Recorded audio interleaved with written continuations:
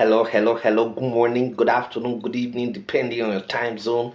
Welcome to my channel. My name is Ogbanje Joseph. Please share, like, as well as drop a comment on the comment section. So, today we are going to continue on the look on the classification of international organization, and today we are looking at international non-governmental organizations. Now, international non-governmental organizations, that is INGOs, are non-state actors set up without government representation or intrusion, yet covers a range of issues and reach people across territorial boundaries. These type of organizations are focused on resolving specific problems faced by humanity, but do not represent the views of governments nor have profit motives. In an attempt to understand the meaning of INGOs, the World Bank's definition of NGO is appropriate. Now, according to the World Bank, NGOs are private organizations that pursue activities to relieve suffering, promote the interests of the poor, protect the environment, provide basic social services, or undertake community development. Essentially, the impact of an INGO is related to its aims and objectives, and this is defined by the primary purpose. Now, the primary purpose can be split into two. The first is operational purpose. Now, what is operational purpose of the INGOs? Now, the operational purpose is actually categorized, okay? And then the aim is to assist and encourage community-based organizations in the various, countries where they have representations through their various projects and operations. For instance, CARE International is committed to the following ideals: strengthening capacity for self-help, providing economic opportunity, delivering relief in emergencies, influencing policy decisions at all levels, addressing discrimination in all its form. Number two, number two purpose is advocacy based. For this type of INGOs, the focus is to influence policy processes and policy making that are related, to issues of concern.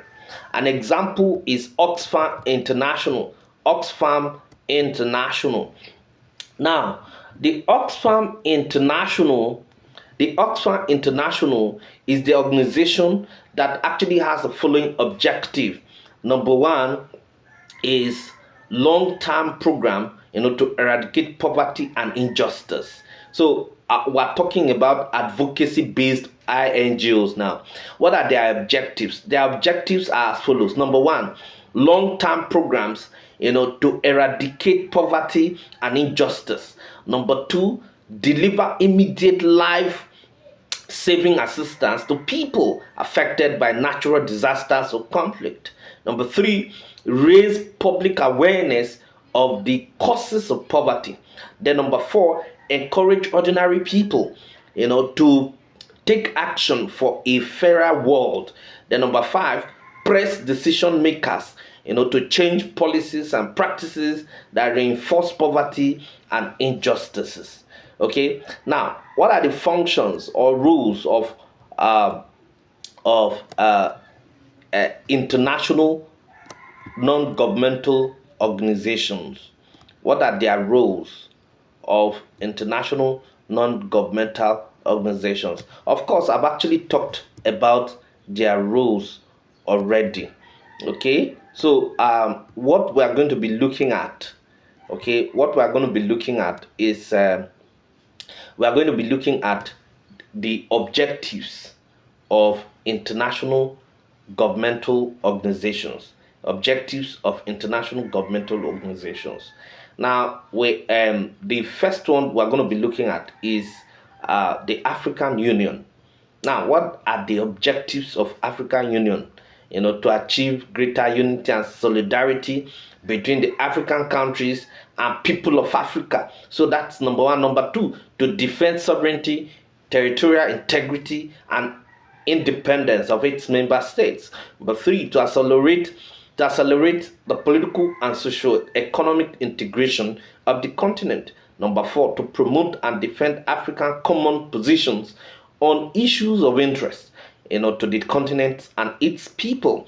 Number five, to encourage international cooperation, taking due account of the Charter of the United Nations and Universal Declaration of Human Rights. Number six, to promote peace, security, and stability on the continent. Number seven, to promote democratic principles and institutions, popular participation, and good governance. Number eight, to promote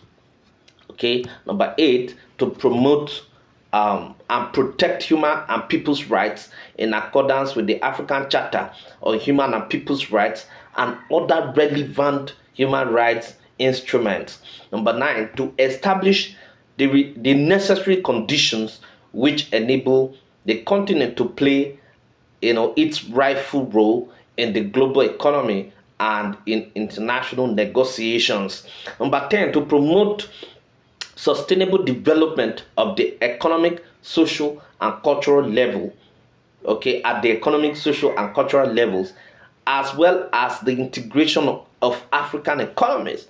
By 11, to promote cooperation in all fields of human activity to raise the living standards of Africans.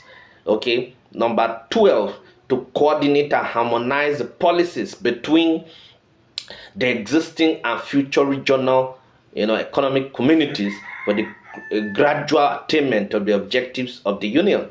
But 13, to advance the development of the continent by promoting research in all fields, in particular, in all fields, and of course, in particular in science and technology. Then number 14, to work the relevant international organization, international partners, to work with relevant international partners in eradication of preventable diseases and the promotion of good health on the continent. What about SADC? SADC. Now, the major objectives of the SADC, are stated in Article 5 of the SADC Treaty that was actually written in 1992, are as follows. Number one, to achieve development and economic growth, alleviate poverty, enhance the standard and quality of life of the people of Southern Africa, and support the socially disadvantaged through regional integration. Number two, evolve common political values, systems, and institutions. Number three, promote and defend peace and security. Number four, promote self-sustaining development on the basis of collective self-reliance and interdependence of member states. Number 8, achieve complementarity between national and regional strategies and programs. Number 6, promote and maximize productive employment and utilization of resources of the region. Number 7, achieve sustainable utilization of natural resources and effective protection of the environment. Then number 8, strengthen and consolidate, the long-standing historical, social, and cultural affinities and links among, the people of the region. Okay, now let us look at the Association of Southeast Asian Nations. What are their objectives? Now, the objectives, of the Association of Southeast, Asian Nations are as follows. Number 1, now, as set out in the ASEAN Declaration, the aims and purposes of the ASEAN, are as follows. Number 1, to eradicate economic growth, to accelerate the economic growth, social progress, and cultural development in the region through joint endeavors in the spirit of equality and partnership in order to strengthen the foundation for a prosperous and peaceful community of Southeast Asian nations. Number two, to promote regional peace and stability through abiding respect, for justice and the rule of law in the relationship among countries of the region, and adherence, to the principles of United Nations Charter. Number three, to promote active collaboration and mutual assistance on matters of common interest in the economic, social, cultural, technical, scientific, and administrative fields.